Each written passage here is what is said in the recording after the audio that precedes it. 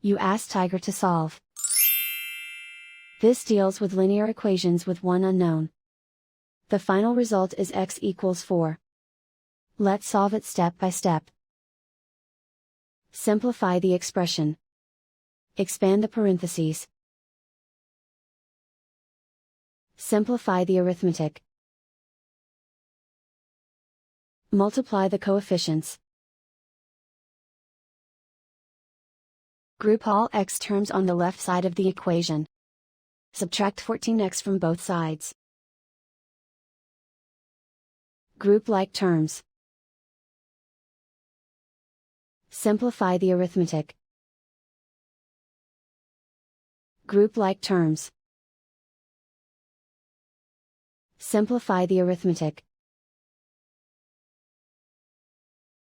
Group all constants on the right side of the equation. Subtract 34 from both sides. Simplify the arithmetic.